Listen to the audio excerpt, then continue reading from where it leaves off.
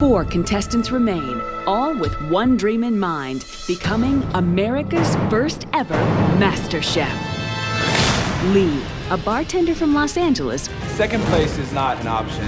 was always a contender. I wish all of you should come up here and try this. This is really propelling Lee to MasterChef levels.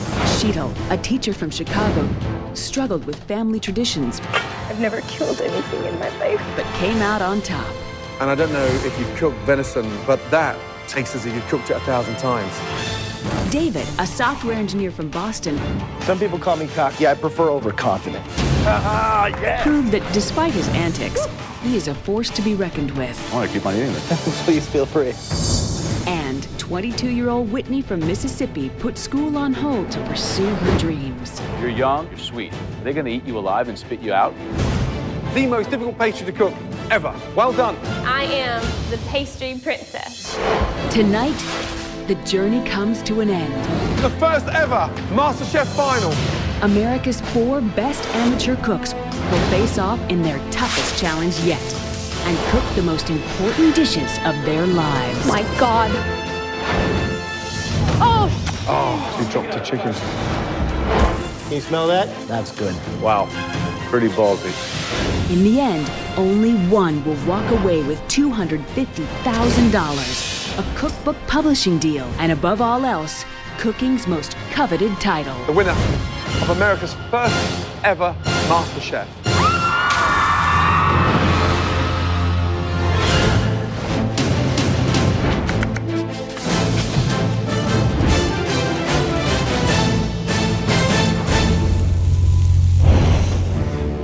The remaining 4 contestants are about to go head-to-head to win a spot in the ultimate showdown, the MasterChef Final. My initial reaction when I walked into the MasterChef kitchen today was, this is it. It's empty, there's 2 workstations. Yes. Final 4. It's the make it or break it. It's the end all or be all. Look at all 4 of you. You are the 4 most talented amateur cooks anywhere in America today. And one of you will become MasterChef. That comes with $250,000, your very own cookbook. And this could be the start of building your very own empire. To win a spot in the final, there will be 2 head-to-head cook-offs. The contestants have to make 3 dishes in 2 hours. First, Gordon needs to draw names to decide who's cooking against whom.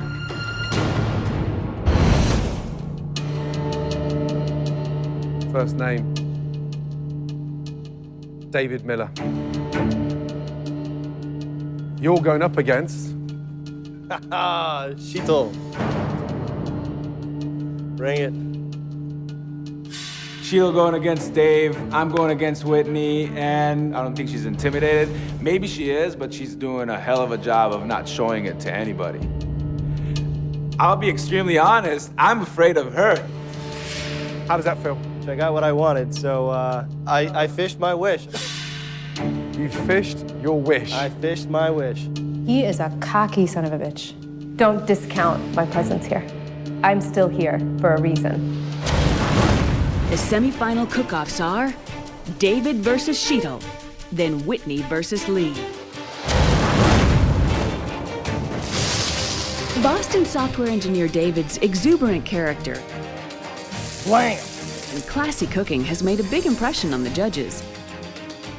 I want to keep on eating this. Please feel free. Amazing. His risk-taking has often raised questions. I have a New England style bouillabaisse. A great bouillabaisse takes 2 days to make, minimum. I've got it in an hour. But his signature style of classic with a twist and attention to flavor always win out. The seasoning is perfect. Butter poached fish was a huge success. Incredible. David Miller, you were the hero of that team. David is a clear frontrunner for the MasterChef crown. I don't know. I think it's good. That is why you were David Miller.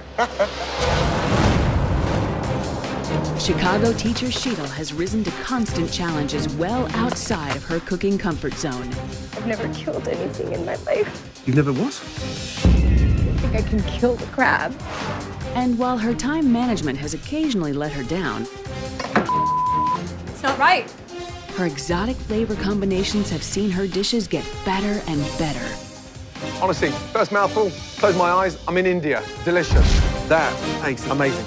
The winner of the last Mystery Box Challenge, Chital, well done. Making her a quiet contender for the MasterChef title.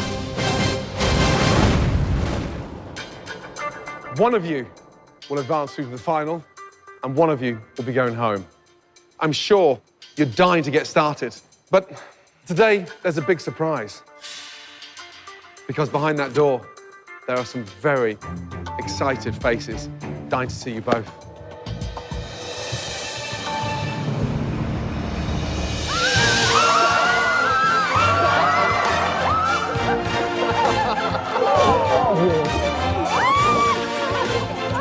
I'm so excited to share this kind of experience with my family.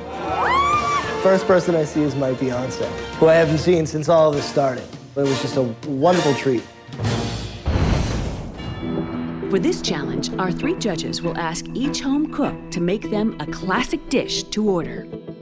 Joe, what is the first real, stunning, delicious dish you want to see? Be nice. I'm gonna go back to my roots. It's a Northern Italian classic and something that can certainly distinguish a great chef from an amateur hack. That dish is veal Milanese. That is a tall order. Graham, what would you want to see? I think there's one true dish that absolutely represents Americana at its finest. I want to experience the greatest slice of American apple pie, because apple pie is so badass in its simplicity and deliciousness, right? I want to take a piece of apple pie and rub it on this stomach while I'm eating with the other hand. That's what I want to do, and I am not afraid to do it in front of all of you. And my dish, I suppose it's the heartbeat of American classics. It's something that has incredible fond memories of my first ever trip to the States. I'm going to ask both of you to make clam chowder. New England. Boston. Clam chowder is made all over America. It doesn't have to just come out of Boston. And whether it's a twist of your interpretation or homage to your ethnic background, it doesn't matter. You can make a stunning clam chowder your way. Crab, double crab, and, oh, apple pie. I got the apple pie. You're cooking for a spot in the final. Okay, clearly the chef with the most votes will go through to the MasterChef final. You got 3 dishes. First person to 2, that's it. You're in the finals. Your time starts from now. Off you go.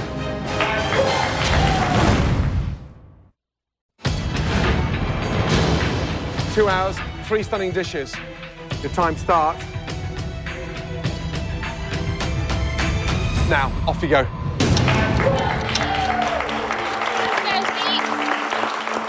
I heard clam chowder, I heard veal Milanese, and I panicked for about a split second, and then I realized I know how to do this.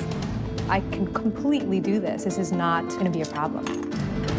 There's no middle of the road. There's no bottom 3. There's no top 3. You win or you lose. Sheets, I'm sending you home to Chicago. So pack your bags. This is it.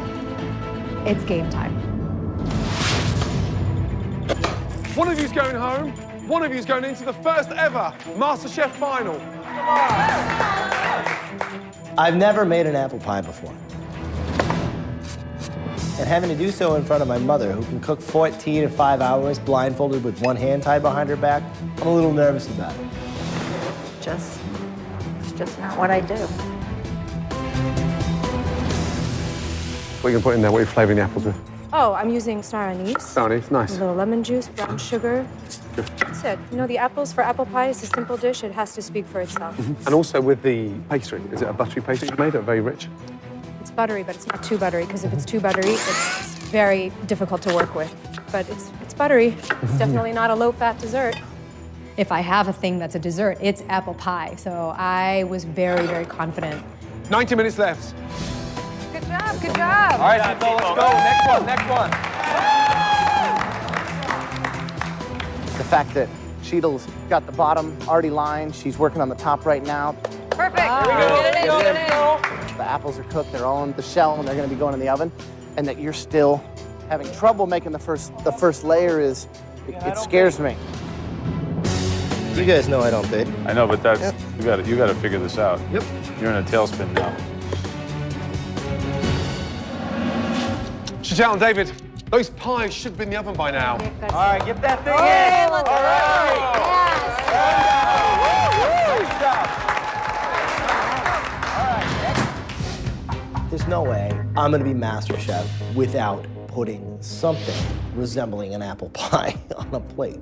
So, you know, I took my broken crust and I formed it into a little ramekin, put about an apple's worth of apples in the middle, did the same crumb top that my mother always does. Looks great from here.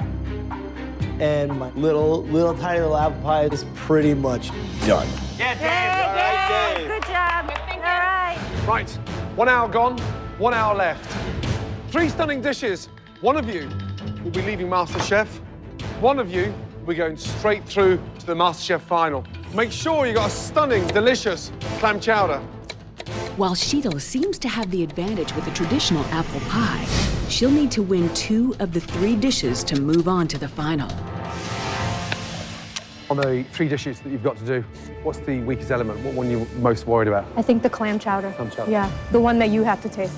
If there's one piece of advice for both of you, don't underestimate the saltiness of the clam naturally. So Okay. just be careful with the seasoning. Yeah. All right, Miller, you got 3 dishes that separate you from going on to the final and ultimately $250,000 and the title of MasterChef. How are you feeling about that? I am good. I have everything I need. What's the story with the chowder now? The chowder, I'm just cooking the potatoes down. Okay. I've got clam. That's the liquid from the clams? Yeah. Let me give that a whirl. That's How's really that nice. looking? Oh, if there's anything I know how to do right, it's clam chowder. Okay, I hope so. There's no way I'm gonna lose. New England clam chowder. Okay, so clams, what's the strategy on those? You're gonna steam them? Yes, in wine and water. Actually, what do you think of this idea? I was going to, for the stock, use shrimp shells for some flavor. Fabulous. Yeah? Smart. Okay. From Joe, you know, you learn these little tricks of the trade, like to put fish bones or shrimp shells in to season that stock, to flavor that stock. And when I told him that that was my plan, I could see that he was like, good girl. Chantel, David, taste, yes?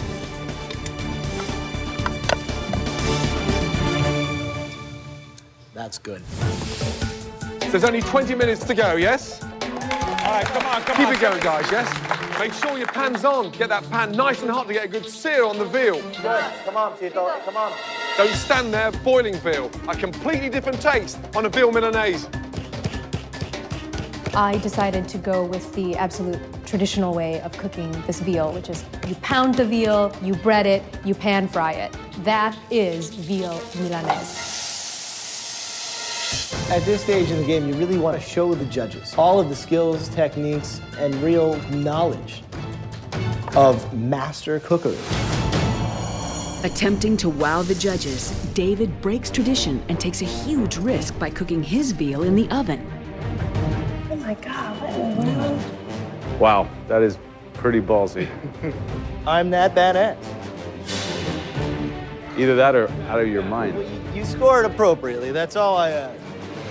It's completely untraditional, and you could do it. You'd have to be a very skilled cook to be able to cook it through browning the outside. You know, you'd lose the whole essence of it. But it's a big, big, bold move. Bold. You're the man! How do you know you've got that crisp when you cook it like that in the oven? And more importantly, it's not pounded. It looks like a veal chop.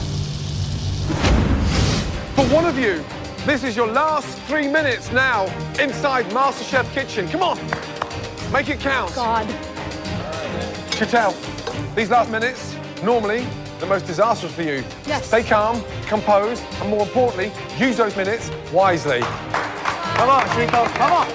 In this semi-final, timing is everything. All 3 dishes must be completed and served together.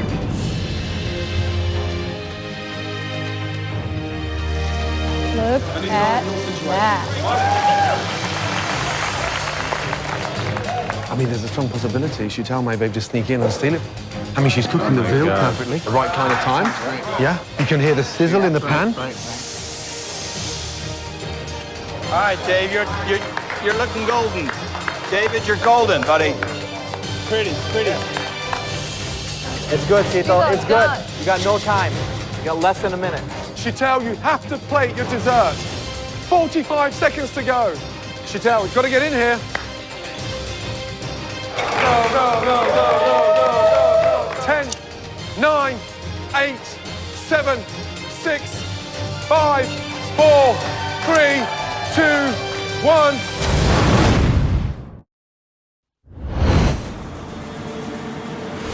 Come on, plate. Come Come on, guys. The veal's the apple pie and the clam chowder is all going head to head. The first 1 to 2 out of 3 will be going through to the MasterChef final. 10, 9, Chantal, you have to plate your dessert. 5, 4, 3, 2, 1, and stop. Well done. Really well done. David. Guys, you just spent the last 2 hours looking like professional chefs. Absolutely amazing. And just think, in previous challenges, we've had 1 dish with 90 minutes. Today, 3 dishes in 2 hours. Well done. Thank you, Chef.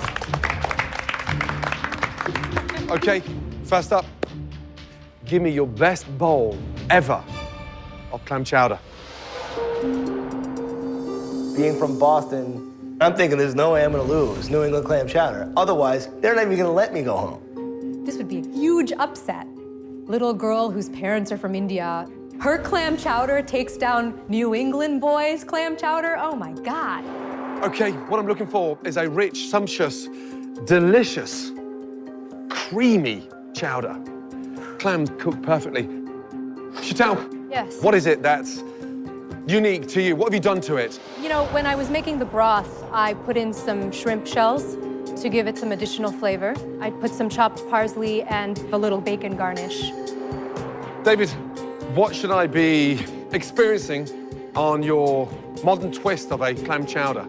It should be a traditional New England style clam chowder. I've used red potatoes, which should be cooked perfectly. And is that tradition in Boston that they drizzle extra virgin olive oil on top of a clam chowder? No, that's my own spin on it. Is that a combination of too much time on your hands? Or are you that ballsy to mess with tradition? Let's go with the latter. I'm gonna start with the one that looks the most traditional. Yours, Chantal.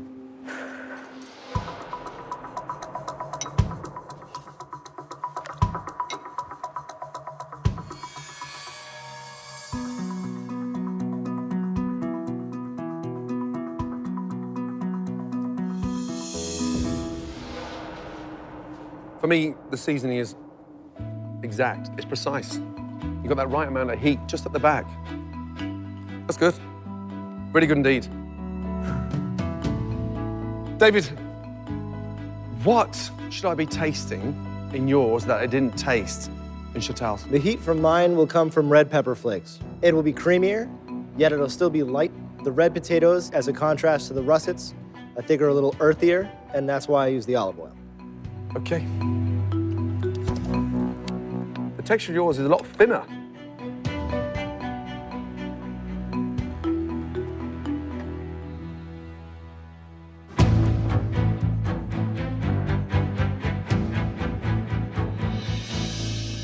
Clams are cooked absolutely perfectly. Thank you, Chef.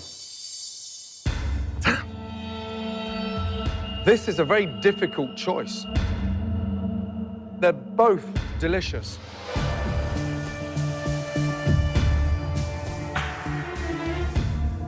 The winning chowder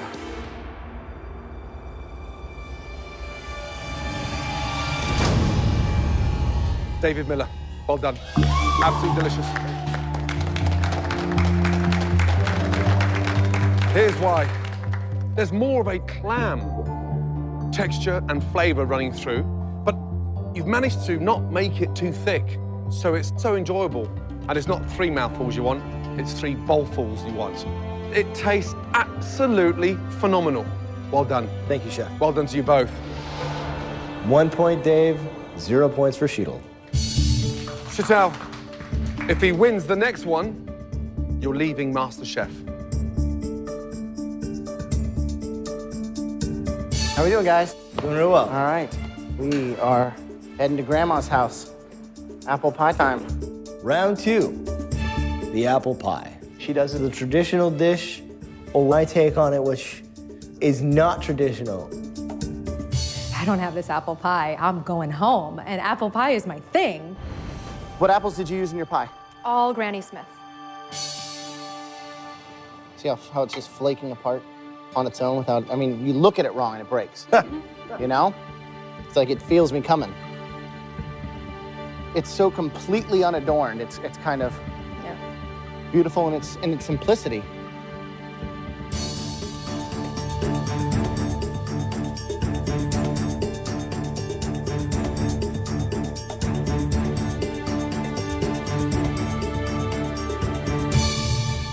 That crust is amazing. Great job on that. Thank you. David, the fact that this isn't even an apple pie, this had better be the most delicious, orgasmic experience ever. It's almost like it's like an apple cupcake. Look at this. Crust a little thick.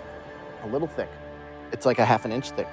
Look at the thickness of that crust and the thinness of that apple. The crumble on top.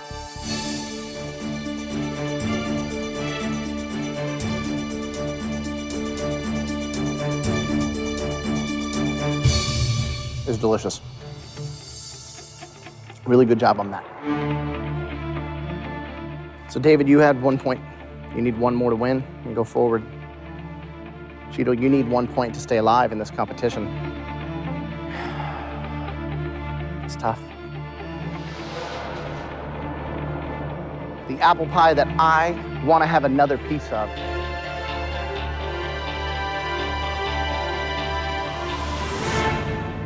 is Cheeto's. Well done.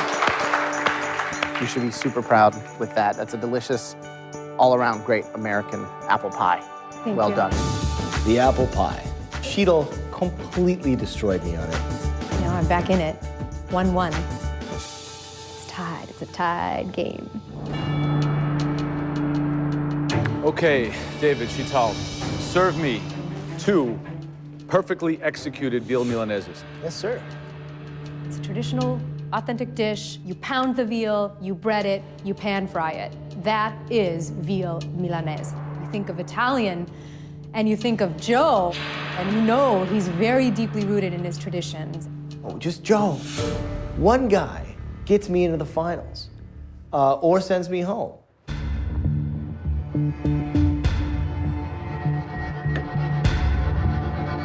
Chantal, what went through your mind when we asked you to cook this Italian classic?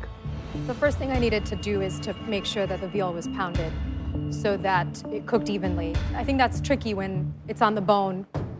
David, a veal Milanese is traditionally pan-fried. How did you cook this? It's pan fried and then finished in the oven. Chantal, a traditional Milanese would be the inside to a perfectly medium rare.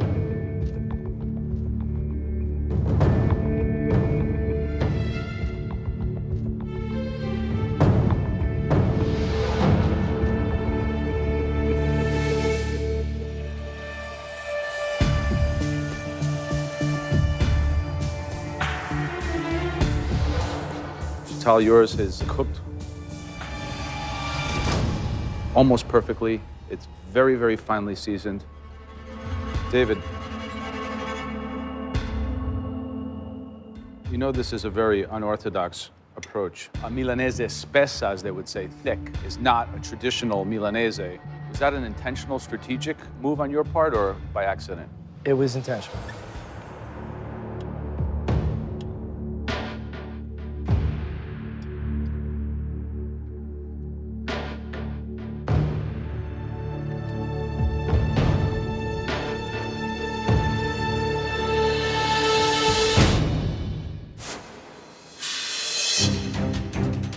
This is a truly difficult decision.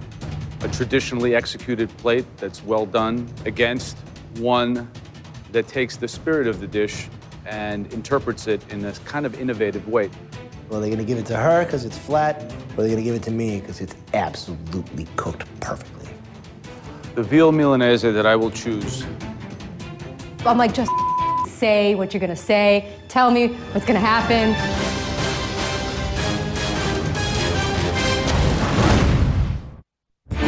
With $250,000 on the line, the cookbook, the title of MasterChef, this is a decision that really weighs on me. The veal Milanese that I will choose, that will take either of you into the final round, is the one that shows tradition combined with technique and innovation. Bravo, David Miller. Congratulations. Congratulations. Chantal. Thank you. David, congratulations. Thank you, Chef. Chantal, you've been amazing. From the first instant when you walked through those doors, you had my vote. That level of love, passion that you have with food doesn't end here. You must continue that journey. My experience here at MasterChef has been life-changing for me as a cook. These are the flavors, these are the spices of my childhood. I felt like I was in India tasting that. I have grown leaps and bounds. Chantal, come here, 2 seconds. What's the matter? I've never killed anything in my life. You can do this. Congratulations. I'm sure that crab was very, very happy to give his life for this dish. There are not enough words to convey how proud I am to have been part of such an amazing creative process. I've definitely grown as a cook, so I'm taking that with me, definitely. Chantal, you've been amazing. Thank you. Don't take your apron off. You deserve to keep it. Thank you. Well done. Thank you.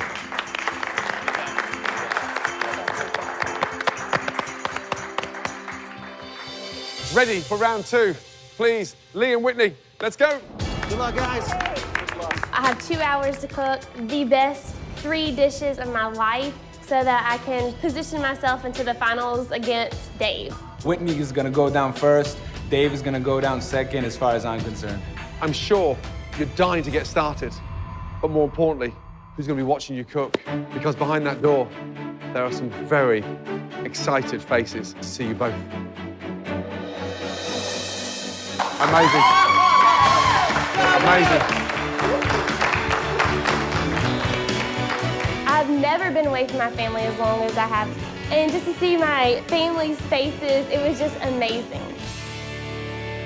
Lee, happy to see your girlfriend. I love you. And my best friend since we were 12 years old. Yes, there's one missing ingredient. And someone very special, close to your heart. Say hello to Hannah, your mum. All the way from Israel, she has made the trip to be here to wish you all the best in your semi-final. I've last seen my mom 9 months ago. I didn't imagine that she would come here all the way, but here she is, and I'm speechless. I'm so happy that she's here for this. Now, the pressure is really on. You're about to face the toughest 2 hours ever so far in MasterChef. Give your ladies a kiss goodbye. Whitney, say goodbye. They're not going far, they're only going up there. You'll be fine. Okay. Oh, God. Now that everybody's here, even your mother, are you ready? Absolutely. Whitney, are you ready? Yes. At just 22 years old, I'm like a butterfly and sting like a bee, and I'm ready for the competition. Mississippi student Whitney is the youngest semifinalist. I'm looking to win. While some of her savory dishes have been inconsistent, This could be the first time you're showing your age. her brilliant desserts have earned her the nickname the Pastry Princess. Your souffle was Perfect. absolutely perfect. And the winning dish, Whitney, well done. And made this young cooking prodigy a serious candidate for the title of America's first MasterChef. I mean, it's cooked fine angel. California bartender Lee has only been cooking seriously for a year. The first American master chef, that's what I'm here to do. His bold flavor combinations, elegant technique, and sophisticated plating style That's gorgeous. You've set the pace in MasterChef. have wowed the judges enough to win him several challenges. Lee, back to back. It's never happened before.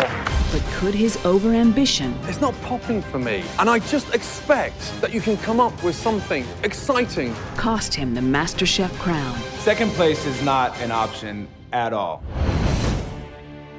Joe, what are you going to challenge them to make you? Today, you're gonna make a chicken parmesan. A unique dish. And don't underestimate the simplicity of a great chicken parmesan.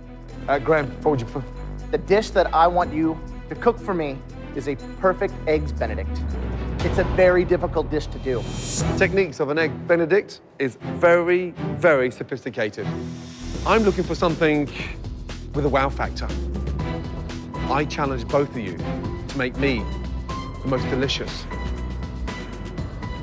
cheesecake. That's right. I'm terrified of the cheesecake right now. Ready?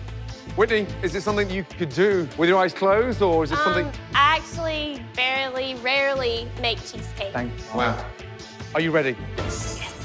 2 hours to cook 3 stunning dishes, and your time starts from now. Off you go.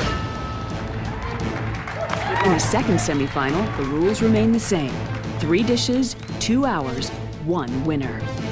This is probably the highest level of pressure I've been through since this competition started. I won't lie, I'm a little nervous. Whitney is fierce. She's come a long way. Now she's the head of the competition, and I need to watch my back at all times. Lee has great creativity, and that's what something I think that the judges are really gonna look at is his creativity versus my creativity.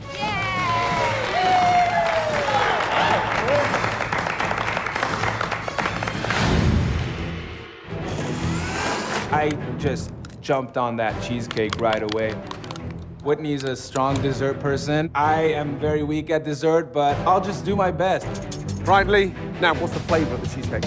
Cheesecake has vanilla in it. I'm also gonna caramelize some rhubarb with some butter, some sugar, and some ginger to make like a rhubarb compote. Rhubarb puree on top of the cheesecake. Sounds delicious.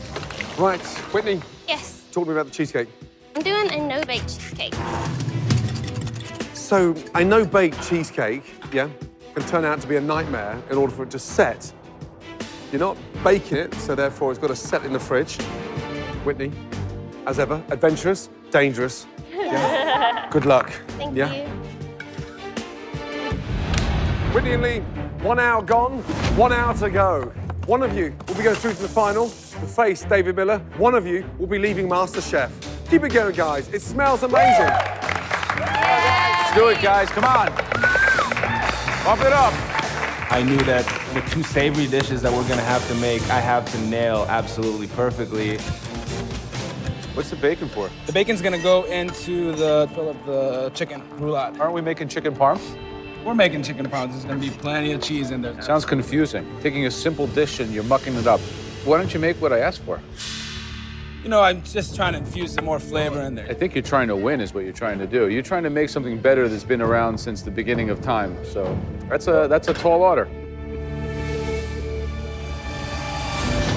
Tell me about the chicken. I'm putting a little twist on it. I thought you'd put a twist on it, yeah? Surprise, surprise.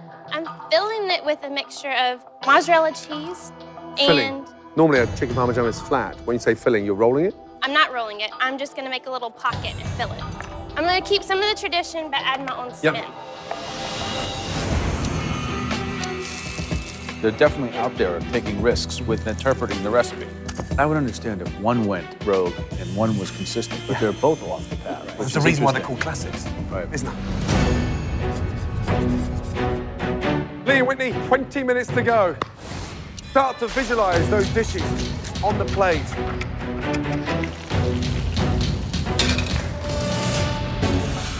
With 2 of the dishes well underway, both contestants have to tackle a perfectly timed Eggs Benedict.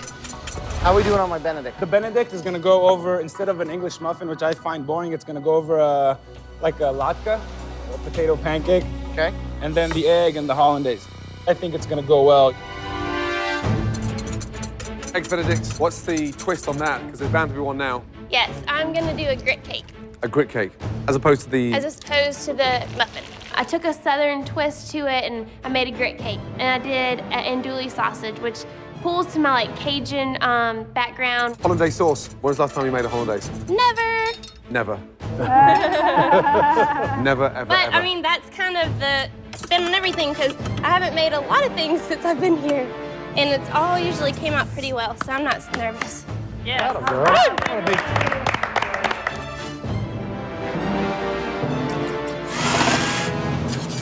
Is this your first egg going in? Yes, it is.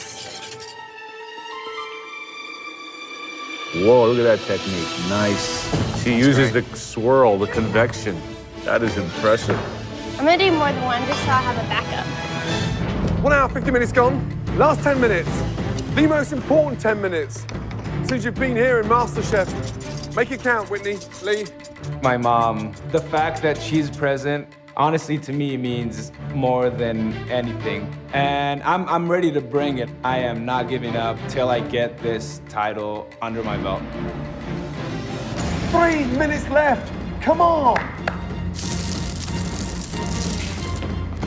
For Whitney, it's time to find out if her cheesecake had enough time to set in the fridge.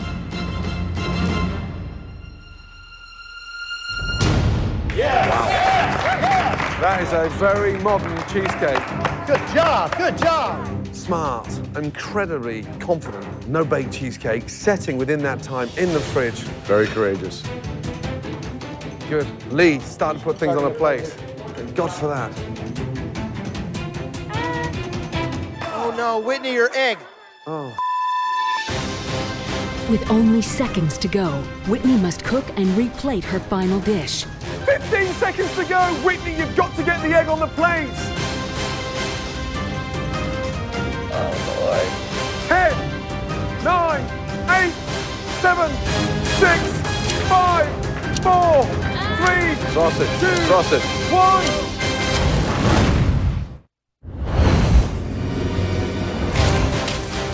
Seconds to go. Whitney, you've got to get the egg on the plate. Oh, boy. 10, 9, 8, 7, 6, 5, 4, 3, Sausage, 2, sausage. 1, and go. Stop.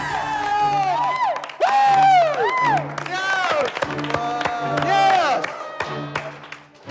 One of you will be joining David Miller in the final of MasterChef, the first ever final of MasterChef. Good luck to you both. All right, let's do it.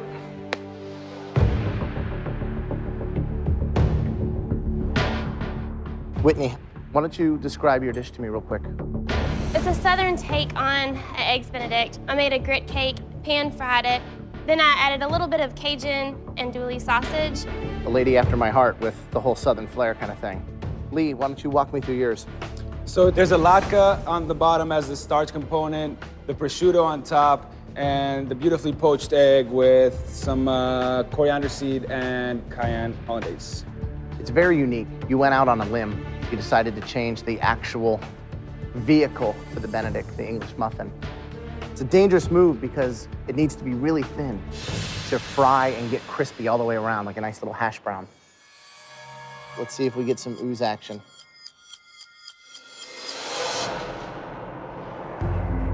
That's a pretty sexy poached egg, I must say.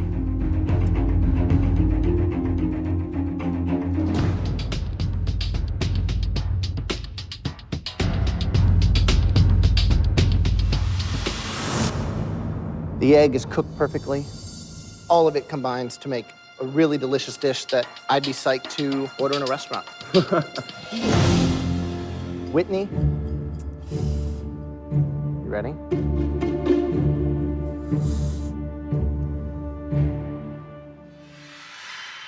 Pretty beautiful. Really nice cooked egg.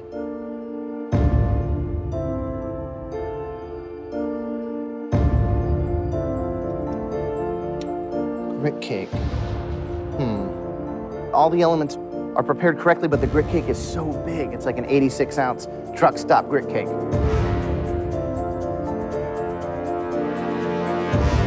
think at the end of the day, I got to go with my heart, what looks best, what tastes best, and what has shown the most technique.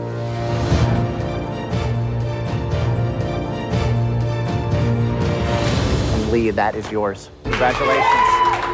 Great job.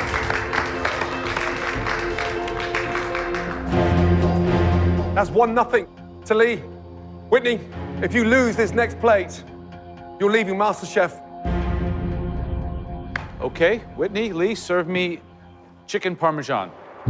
I looked at Lee's and I looked at mine, and I knew that I had to get this point to make it. And I mean, Joe, he is a tough, tough judge. I wanted to have the gooiness of the mozzarella on the inside instead of on the outside, and did a little bit of a different take on the marinara. And Lee.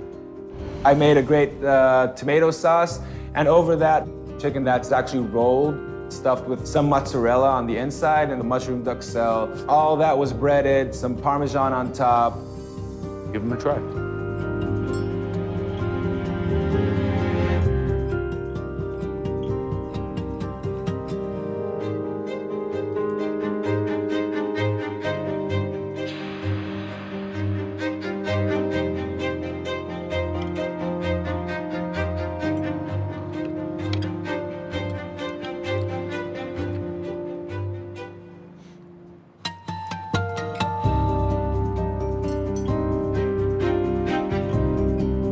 Lee, your dish is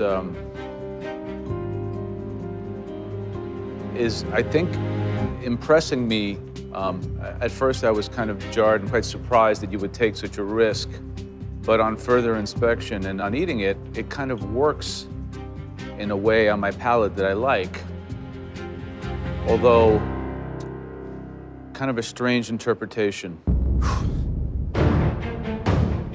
Whitney, your dish, although in appearance seems to be kind of rogue, getting the melted cheese, breaded fried chicken, and the fluffy tomato sauce.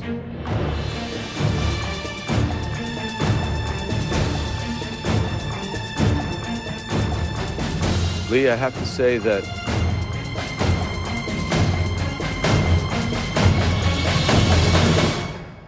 I got to give this one to Whitney. Congratulations. Excellent chicken.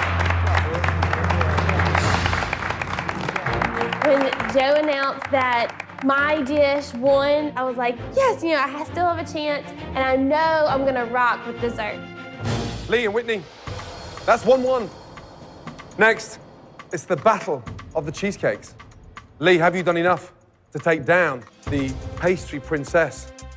I've done the most I've ever done with pastry and baking, and it's right in front of you, and I think it's delicious. Let's go. Lee and Whitney, please.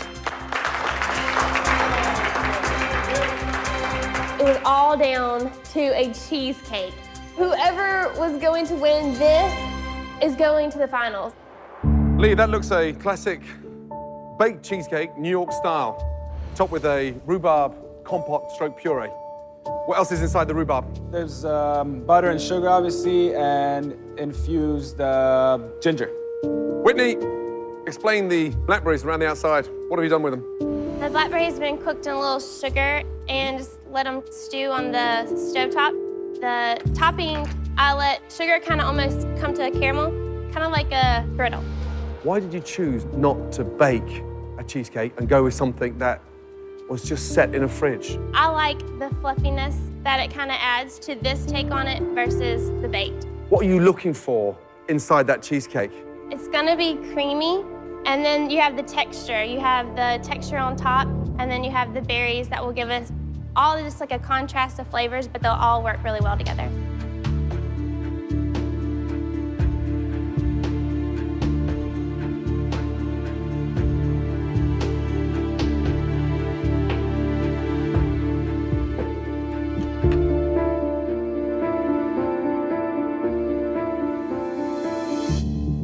It's incredibly fragrant. There's a fresh vanilla bean in there. Right, Lee, what are you hoping for inside that cheesecake? It'll be lighter, definitely sweet, and some citrus hints from some lemon juice and a little bit of Grand Marnier. One bite of cheesecake is the difference separating you both right now.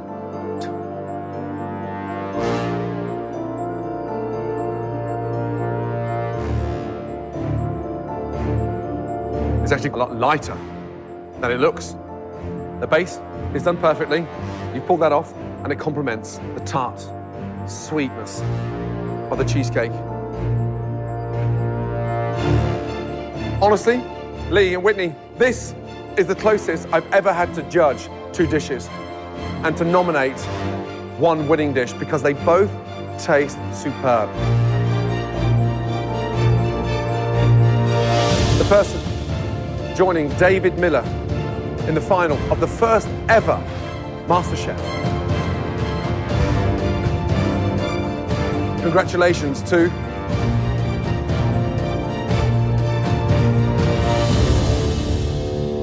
Whitney.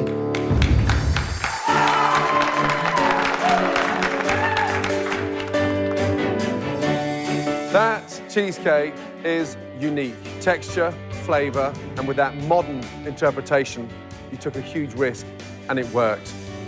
I'm definitely feeling proud of myself. Here I am now, going into the finals of America's First MasterChef, and this means the world to me.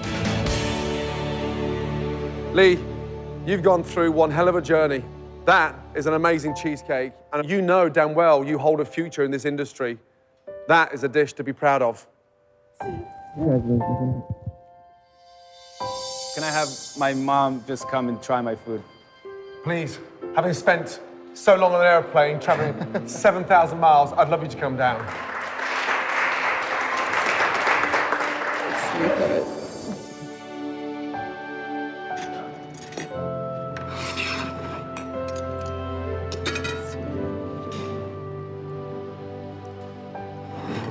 Hannah, what do you think? Amazing. I don't know where Can you join the judges maybe for the fourth vote? No problem, no problem. I came out a winner today because I had the opportunity to cook for my mom.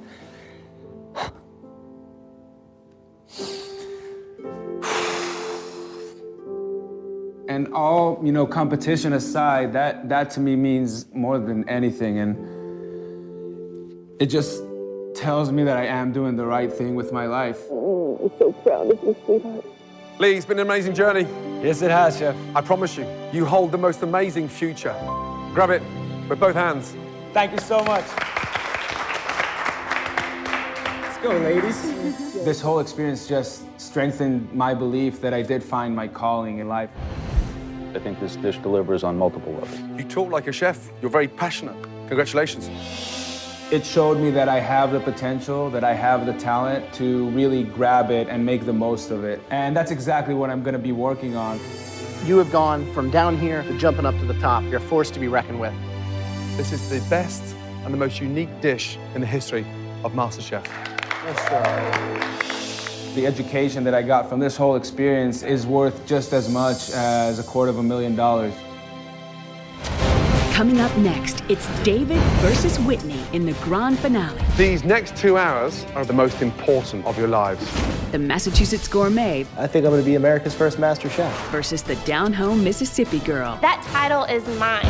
They're about to cook the 3 most important dishes of their lives, but only one will win $250,000, a cookbook publishing deal, and the title of America's First MasterChef.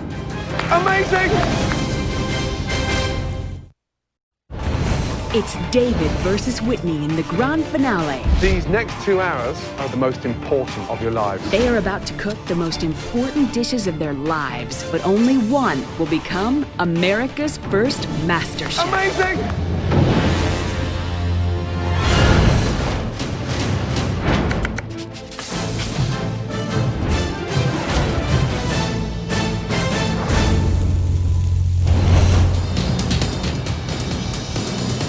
Welcome to the MasterChef main event.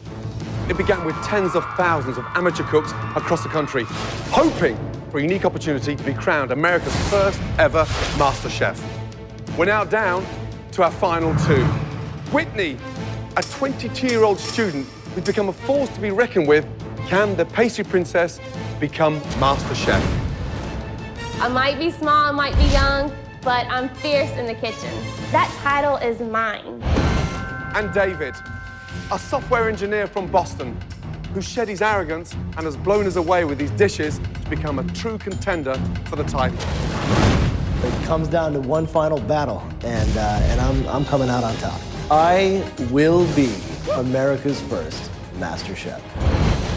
One of these two finalists will win $250,000 and be given a unique opportunity to publish their very own cookbook and earn the distinction of becoming the first ever American Master Chef. And it's all happening tonight. Whitney and David, please go to your stations.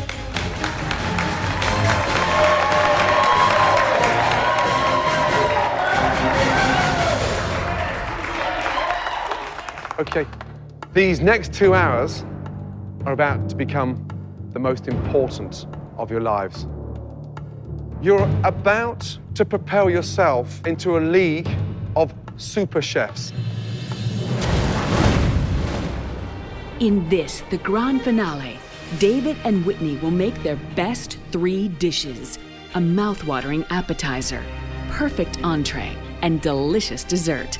After tasting, Gordon, Graham, and Joe will decide which amateur cook will be crowned America's first Master Chef. Whitney, give me an insight to your best ever appetizer, your most sought after entree, and one of the most delicious desserts you've ever cooked. My appetizer would be a crispy corn cake topped with a black-eyed pea puree, a shrimp, and a turnip green pesto. The entree would be a country fried chicken, atop creamy collard greens. Wow. And then the dessert would be a twist on a classic bread pudding, and it's a white chocolate bread pudding, but it's pureed, and so it's a light, fluffy texture with a white chocolate sauce and raspberry coulis. Dave. For the appetizer, it would have to be a scallop ceviche, served with a cream of fresh pea and mint soup. For the entree, you know, I've got to go with a beef Wellington. Wow. That's one of my signature dishes. I'm well aware. A tall order, and it took me a good few years to perfect. If it's done right, it's fantastic. I love your confidence, you know. I absolutely love it. And for dessert? For dessert, I have to go with nectarine crepes. Wow. Again, another one of my favorite dishes. All 6 dishes sound amazing. You've already beaten a lot of deserving individuals along this journey. They would give absolutely anything today to be standing in your shoes right now. But don't take my word for it, take theirs.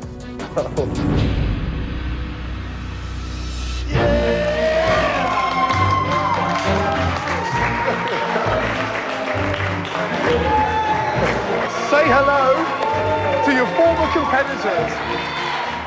With the exception of Dave and Whitney, please, everybody, up there, let's go. Wish them luck.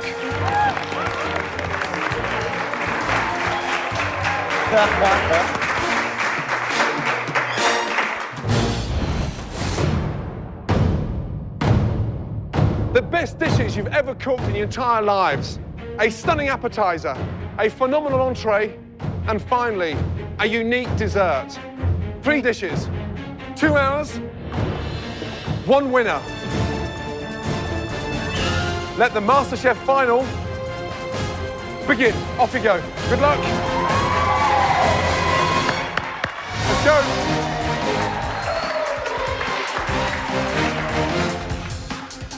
I'm rooting for the girl who took me down, Whitney.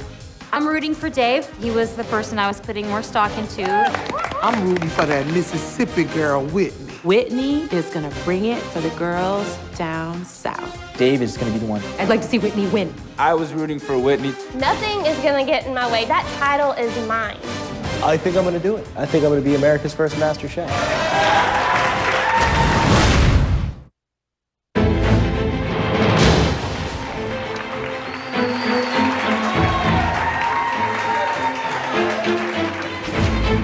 We've totally squared off in the big cook-off here between a restaurant-style menu and a home-cooked menu. Home style, but done with a modern twist. Right.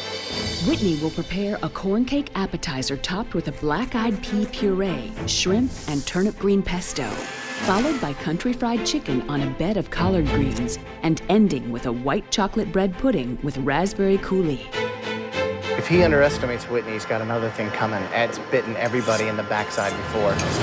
David will prepare scallop ceviche with fresh pea and mint soup appetizer, followed by beef Wellington, and ending with a nectarine crepe. If he pulls this menu off with that level of intricacy, he's going to kick her butt. Right? Let's get that right. Let's look at the appetizers. I am fascinated to taste that marinated ceviche scallop. Yeah. And the chilled pea soup. Again, as always, from David Middle, a lot of unorthodox, untraditional technique that sometimes has led to victory. Let's see what he does today. We let the scallop ceviche, bright, spicy, alongside this creamy, chilled, fresh pea soup with the mint. You would never put those together, but I would. Perfect. Appetizer, crispy corn cake with a black-eyed pea puree, a turnip green pesto, and a shrimp on top. I mean, that is so many different things going on at one time. The thing with Whitney's appetizer, even though it is kind of low country cuisine, the fact that she's elevating it by taking the black-eyed peas, making a nice puree of them, as well as taking the turnip green and making a pesto, I've never seen that done before. What a great use of a green that most people throw away. Yeah. It's rustic. It'll probably be delicious. My question is she bringing dishes that will grab our attention and really say, wow, does it have what it takes to win MasterChef?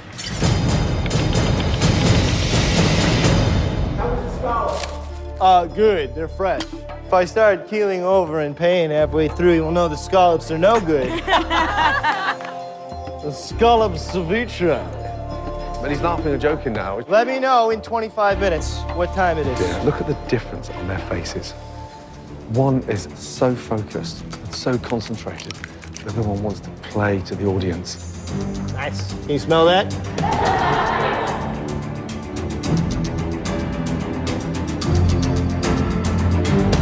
Listen, one little piece of advice, yeah? Let's talk in more focus. Forget them. Shut them down. She hasn't said one word to anybody yet. She's in the zone. I need you to get in that zone. Focus. I know what you like when you can focus. You got it. Thank you, Chef. Okay, let's do it.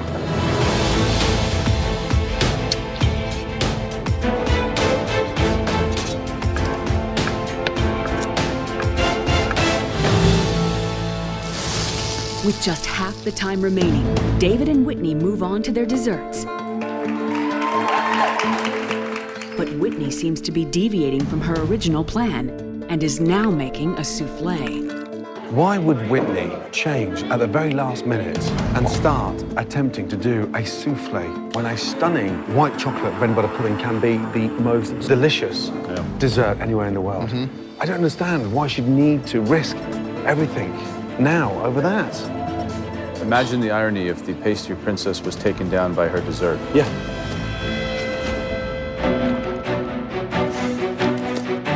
Stay focused, Whitney. Go with your gut. Go with your gut, girl. Which is the dish you're most nervous about out of the three? Is it the dessert, entree, or appetizer? Sadly, my dessert, because... Which is the first time I've ever heard you talk like that. I know. You've never been nervous or intimidated by a dessert. Is it because you've turned the dessert into a souffle now? Yes. Souffles are so temperamental. They can overcook and then you're gonna have this really yucky texture, or you could undercook it and it could be a big gooey mess. If that doesn't work, it's gonna cost you $250,000. Oh, man. With 45 minutes left to go, David and Whitney are now focused on the finish line and putting everything they have into their entrees.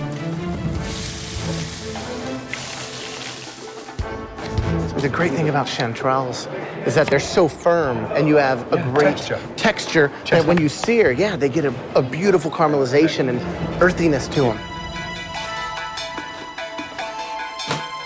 Jose. Used taken one of the most expensive, delicious, flavorful mushrooms in the $30 a entire pound for world chanterelles. and put it into a food processor and turned it into a puree. And lost flavor. And lost flavor. Oh my God. That is a very big mistake. Beef Wellington, I know how many times that could go wrong across the cooking process. Pastry splitting, beef undercooked. To wrap it up and not be able to see it and kind of cook blind and then slice into it. If that beef is undercooked and you slice through, you can't recook that. David.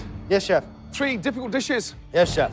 Yeah? Wellington especially. What's the one dish you're most nervous about? The Wellington for you. The Wellington. Yeah, absolutely. The secret of that is letting it rest, not slicing that open too early.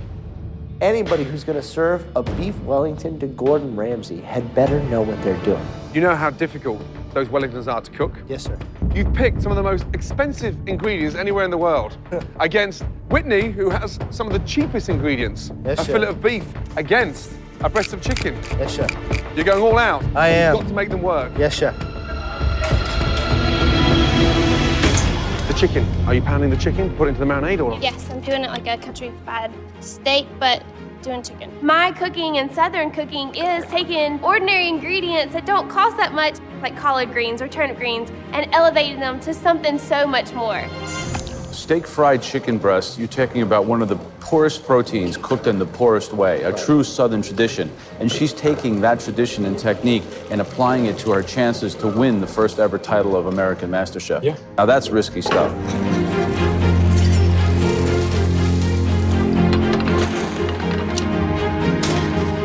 For David, it's the moment of truth as he prepares to slice into the beef Wellington, a dish that took Chef Ramsay years to perfect. Come on, Dave. Come on, Dave. With $250,000 on the line, overcooked or undercooked, there is no turning back. How is it, David? Perfect! Way to go! 15 minutes to go. If there's anything that's gonna take Whitney down, it is her time management skills. Every competition, she is down to the last 30 seconds. We're now with 10 minutes left in the first ever final of MasterChef. Keep it going, Whitney. Dave, come on. Keep it going. I am trying to hurry up and plate because I really want to make sure I have time to make my plates look beautiful. Run, baby, run. There's a lot riding on this dish that I was presenting to them, and it had to be amazing. Oh, shoot. Oh, Whitney.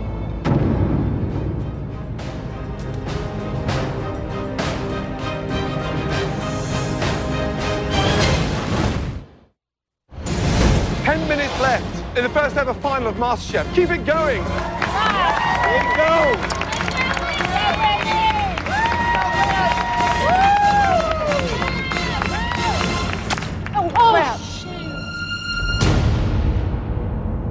Oh, Whitney.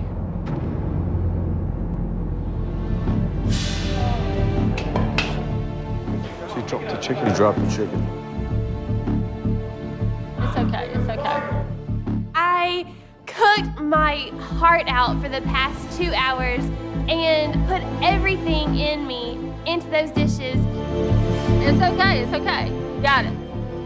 I've left school, my family, everything that means the world to me because I wanted this title. Go, Whit! Come on! You do it, baby! Somebody was going home and I didn't want that to be me. Come on, Whitney. I feel like everybody that's watching me, my family, they're all rooting for me. And I'm thinking, Whitney, you're not letting that title slip from your hands. It's so close. I just buckled it up and went into overdrive. Come on, y'all, come on. Come on, Whitney. Come on, Whitney.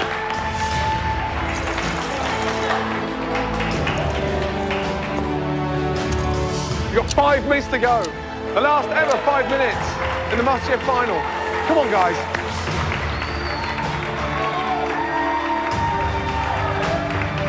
Keep it going, Whitney. Dave, come on. Good girl. Keep it going. did it. 1 minute to go. Come on, y'all, come on. Come on, Whitney. Come on, Whitney.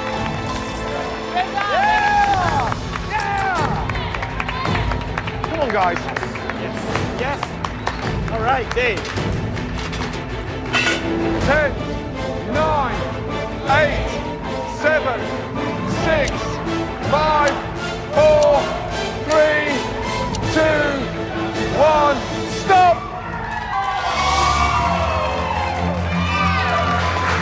Bring it. Oh. Good job, Whitwood. Come here. Woo! That's it. We're done. We're done. Absolutely amazing.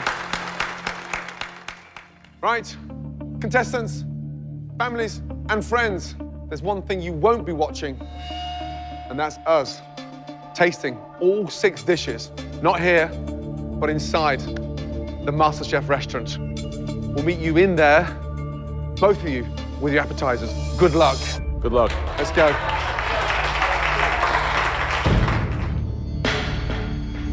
If you'd asked me 6 weeks ago whether or not I'd have the opportunity to win MasterChef, I would have said not a chance in hell. Sitting here now, in the final 2, I think I'm gonna do it. I think I'm gonna be America's first MasterChef. All right, Dave.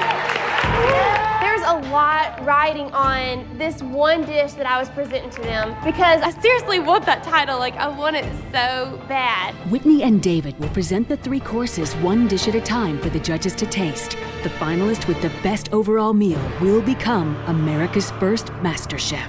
What a phenomenal 2 hours. Well done. Thank you, Chef. To you both. Good job. Okay, appetizers, please.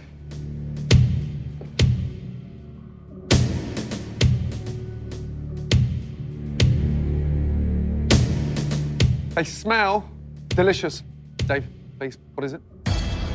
We've got a sea scallop ceviche served alongside a cream of fresh pea and mint soup. Wonderful. David, do we pour the soup over or just sip? Personally, I would not eat them together. They're there as a complete and total contrast separately. Sorry, excuse me, just stop there. You wouldn't eat them together, so why are they on the same plate? Again, independently, they don't work. So it's not an appetizer, it's 2 courses on 1 plate? I did it intentionally so that they would be separate. Okay, let's go.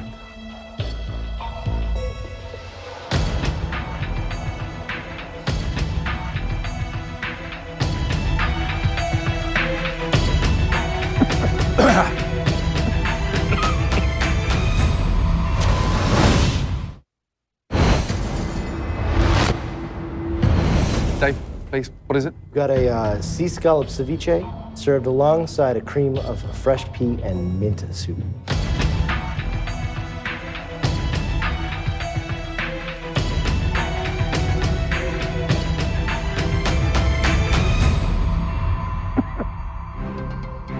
Could you just run through what exactly you've put in the bottom of the shot glass with the scallops? There is a touch of, maybe more than a touch of jalapenos. God, that's hot. Okay. Whitney, describe your dish, please. I have a crispy corn cake, and on top is a black-eyed pea puree with a turnip green pesto and shrimp. Do you think that some of these ingredients that you put here are a little bit unorthodox, kind of the combination, or is it all make sense in your mind? When you taste it, you'll taste the different flavors, the textures, and I think they'll all really work well together. How did you cook the shrimp? I made almost like a crab bowl, seasoned the water with salt, add onion, and then dropped it in there to add flavor. I wonder if these shrimp are actually cooked. How long did you boil them for? I boiled them for about 3 minutes. Thank you, Whitney. Thank you, David. Next, bring us both your entree, please. Thank you. Let's start off with Dave, shall we? I like the heat. I mean, maybe it's a personal thing, but it's fabulous contrast of acid and base. It's textbook. And that contrast on your palate is very, very intriguing and ultimately very powerful. But hold on, the jalapeno pepper is way too powerful. I think the dish and its presentation and the concept really works. It's like a yin and a yang. It's very powerful. Stops you in your tracks and say, wow, someone's really thinking about flavors in my dining experience here. My big question is, why was he so lacking in confidence and telling us not to eat it together when you serve it together? I think that his confidence is a front. He's an intuitive cook. He can put it on the plate. I don't think he can communicate it well, and I think in this high-pressure scenario, he's breaking. He's cracking. That is a better appetizer than you will get in most restaurants. Okay. Whitney's black-eyed pea puree, delicious, and it's quite an invention to have the balls to puree that. The corn cake looks perfectly griddled. Seasoned nicely. Seasoned nicely. This is true Southern food. She's trying to elevate it to a different level. But if the shrimp had been cooked more, this could be a delicious dish. Both dishes have got highs, yeah, and lows. Very tough.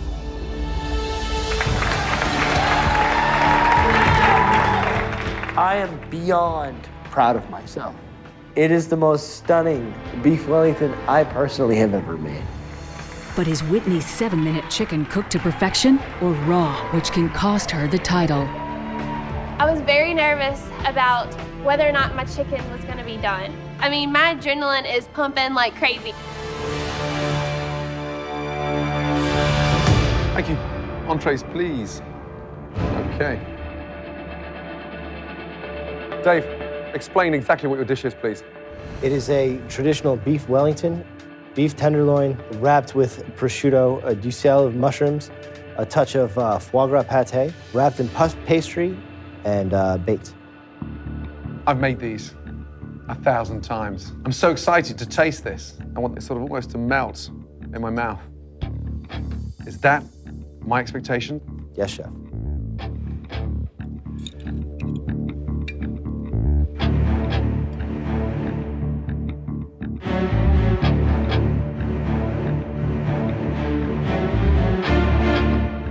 Beef, seared beautifully, seasoned perfectly. Here's the thing. You took the best cut of beef anywhere in the world and made your life difficult with it.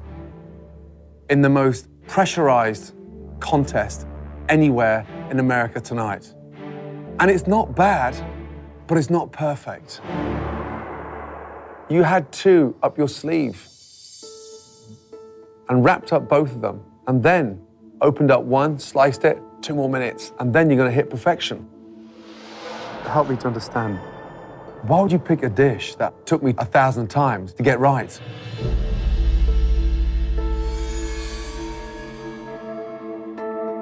You're good enough to be perfect. That's what I tried to say to you earlier. Use your time wisely. I've seen you focus in a way that is so admirable. David, I can see the regret welling in your eyes. And don't do that.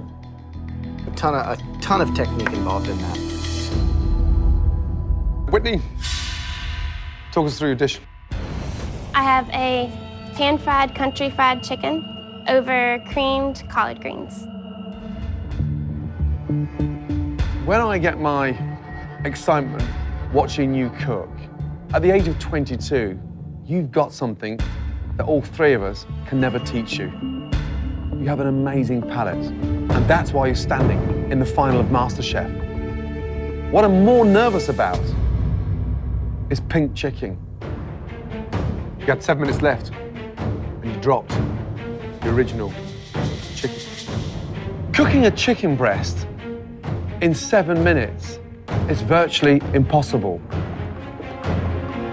Is this one cooked? Yeah. Because if that's raw, we cannot taste this dish.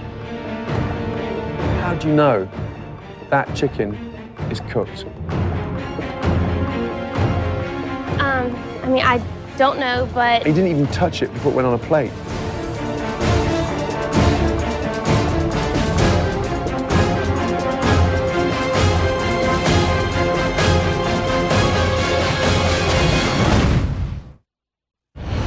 Cooking a chicken breast in 7 minutes is virtually impossible. I'm taking the thickest end. If that's raw, we cannot taste this dish.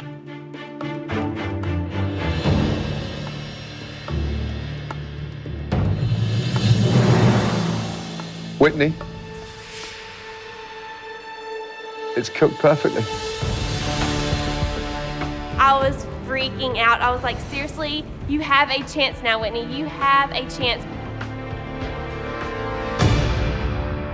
It's like creamed, textured spinach, but with a much cheaper, humble ingredients.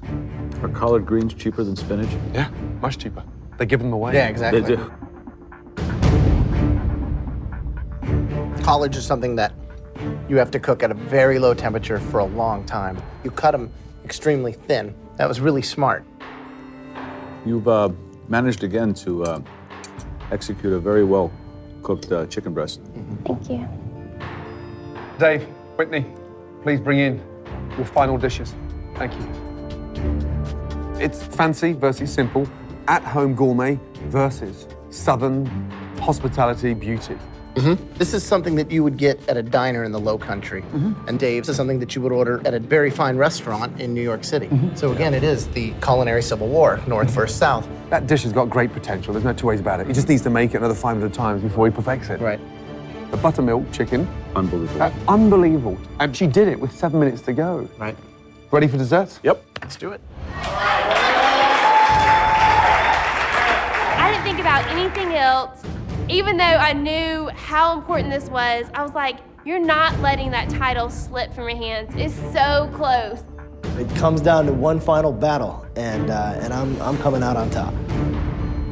Right. Dave, what is that? It is a nectarine crepe Suzette style. Talk to me about the nectarines. What did you do? Sauteed them in butter and brown sugar and flambéed with cognac. The secret of a good crepe is the color and the thinness and the texture and, of course, the filling. Crepes, nice and thin.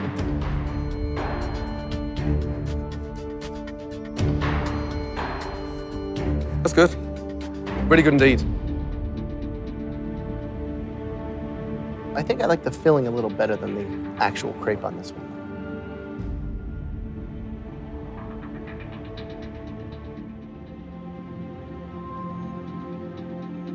C'est très, très bon.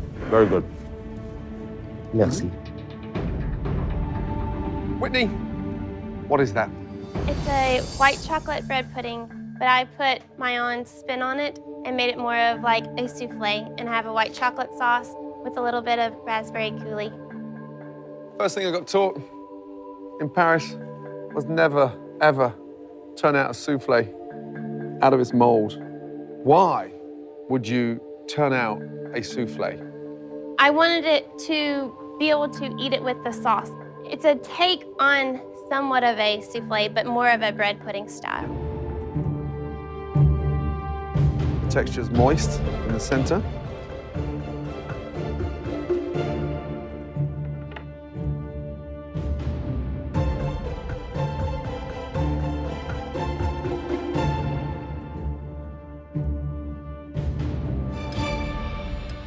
Two very delicious desserts, really good desserts, and now we have some serious thinking to do.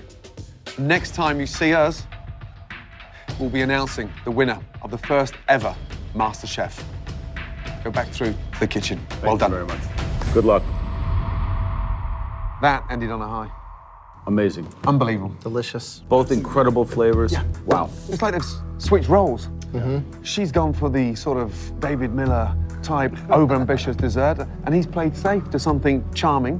I definitely would have expected to see that from her. Yeah, and what was the method in her madness? A souffle's hard enough.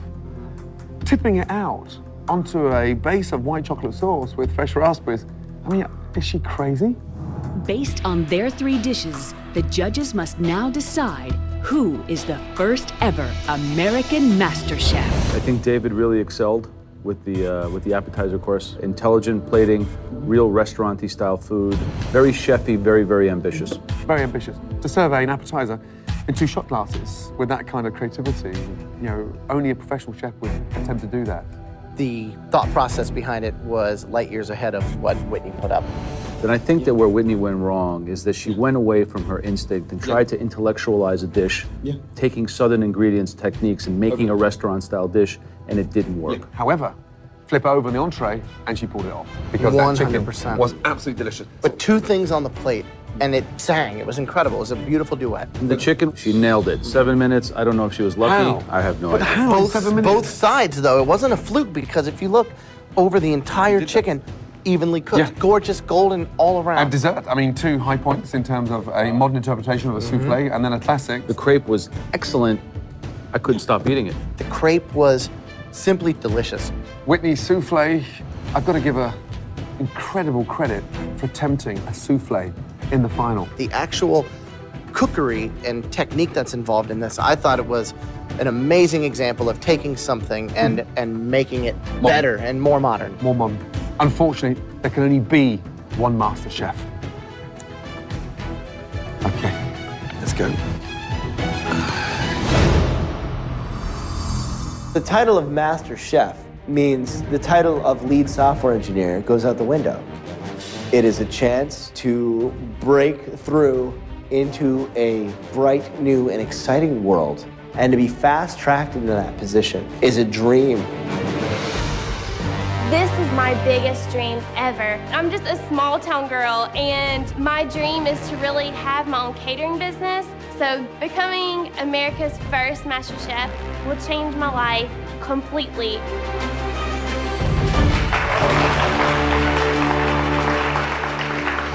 Both of you arrived inside MasterChef kitchen as amateur cooks. On tonight's performance, both of you cooked like professionals. You now deserve the right to stand here, right now. Let's go.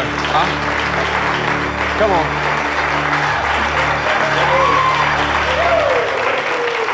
Well done to you both.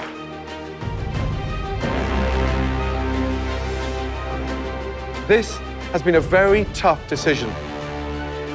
And the winner of America's first ever MasterChef comes with $250,000 and a unique opportunity, your very own cookbook. It doesn't get any better than that. And that person is the winner of America's first ever MasterChef. Goes to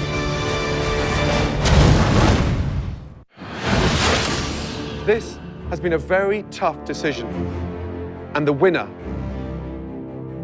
of America's first ever MasterChef comes with $250,000 and a unique opportunity, your very own cookbook.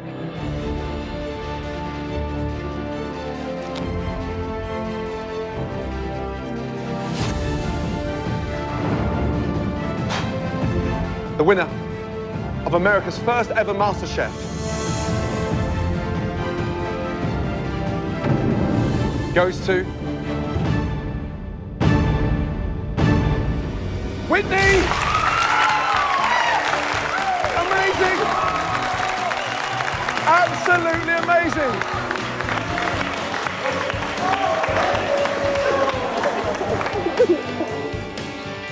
I'm so excited, and I just really want to tell everybody that, you know what, if you have a dream, go after it. My dream was the title of America's First Master Chef, and I cannot be any more happy than I am right now.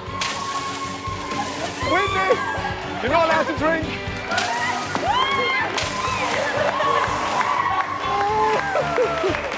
Is this a dream come true? Not only for my wife and I, but for Whitney.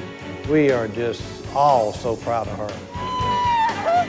I'm beyond proud of myself. Even having the opportunity to even cook for these guys, to show them that I do have what it takes, you know, but wow. Next to that one, she puts me to shame, and I know she's gonna build that catering business that she's always wanted. The first ever American MasterChef, Whitney! It's just indescribable. I don't even know how to explain how happy I am right now. I'm definitely gonna have my 7-minute chicken in the cookbook. Amazing, amazing, amazing. I am America's first master chef!